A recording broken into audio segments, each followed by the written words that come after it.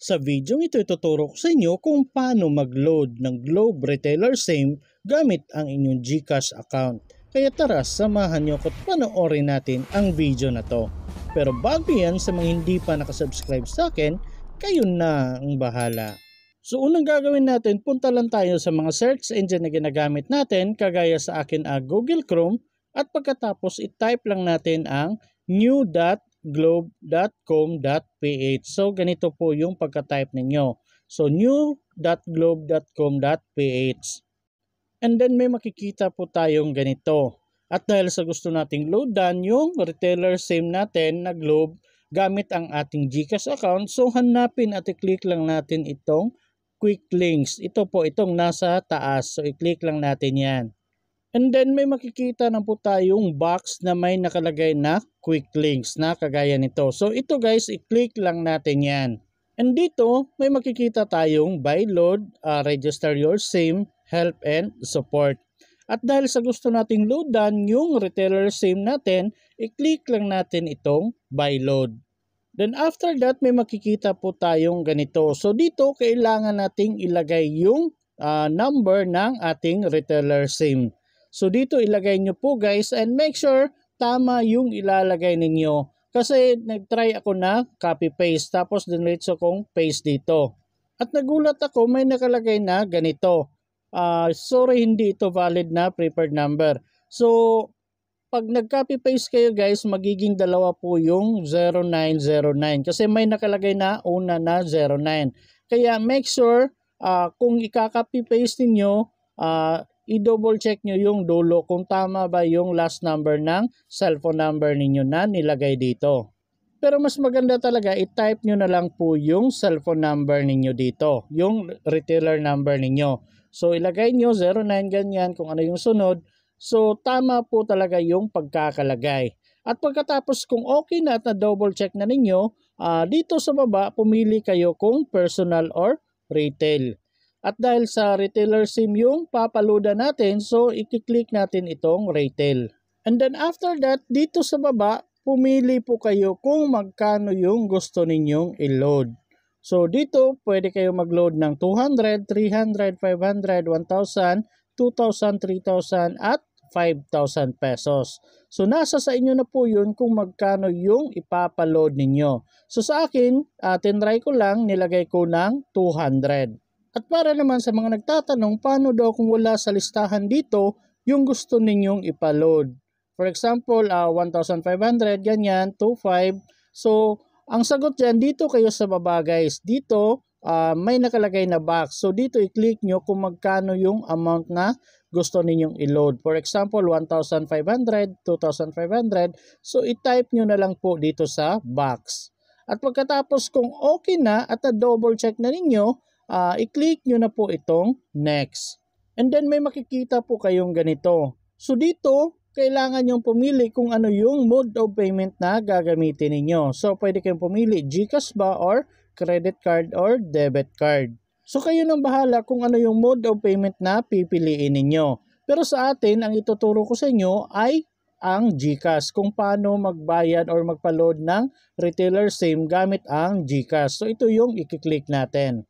At dito sa baba may makikita kayong amount to pay.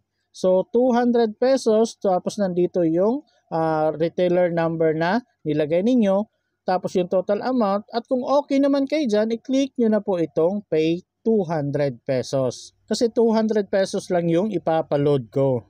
And then mapupunta na po tayo dito sa pag-login ng ating GCash account. So dito ilagay nyo po yung number ng inyong GCash account. So make sure guys, GCash account number yung ilalagay dito, hindi yung retailer SIM number ninyo. So GCash account number, at kung okay na, i-click nyo na po itong next.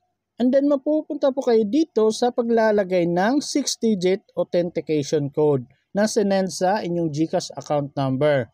So make sure active yung GCash account number ninyo, at pagkatapos makikita nyo po yung text doon. So bali ganito po yung text na marireceive ninyo. So nandito yung amount na gusto ninyong ipaload sa inyong retailer SIM. So nandito yung OTP or one-time authentication code. So ito yung ilalagay ninyo dito. So make sure tama yung ilalagay ninyo at kung okay na i-click nyo na po ang next. After that, mapupunta na kayo dito sa paglalagay ng PIN or password ng inyong GCash account. So make sure ilagay nyo ng tama yung password at kung okay na at nalagay nyo na, i-click nyo na po itong next.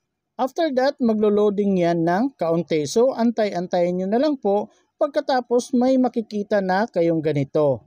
So dito may makikita kayong amount due. So magkano yung pinaload ninyo, 200 pesos. Tapos dito makikita yung balance ng inyong GCash account. So kung okay kayo dyan, i-click nyo na po itong agree. After that may makikita kayong ganito. So dito pwede kayong pumili kung GCash ba yung balance ng inyong GCash account yung gagamitin niyo sa pagbayad or pwede yung GGives yung gagamitin ninyo. So, nasa sa inyo na po yan, pero yung GGives may limit po siya na 4,000 pesos.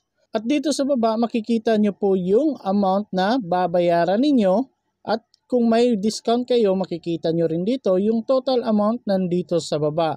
So, kung okay na kayo dyan, i-click nyo na po itong pay 200 pesos dahil 200 po yung pinaload ko. After that, may makikita na po kayong ganito. So, may date na po at pagkatapos meron ding reference number dito sa baba. So, pwede nyo po itong screenshot and after that, check nyo po yung balance ng inyong GCash account kung nabawasan na ba kayo. At pagkatapos, mga ilang minuto lang, may marireceive po kayong text sa inyong Globe Retailer number na successful na daw yung pag-receive ninyo ng 200 pesos. Tapos, nandito rin yung reference number. So, makikita nyo din po dito sa baba yung balance ng inyong Globe Retailer number. So, ganun lang po kadali mag-load sa inyong Globe Retailer number gamit ang inyong GCash account. So, pwede din hindi kayo gumamit ng GCash account guys. Pwede rin kayong gumamit ng debit card or credit card. Nasa sa inyo na po yun.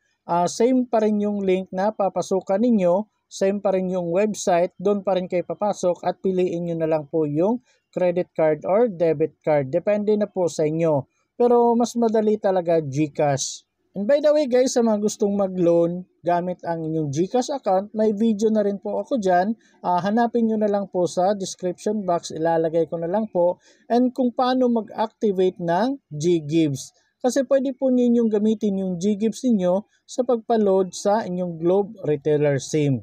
At para sa mga nawala yung GCash account nila or cellphone number nila, may video na rin po akong ginawa kung paano palitan yung cellphone number ng inyong GCash account.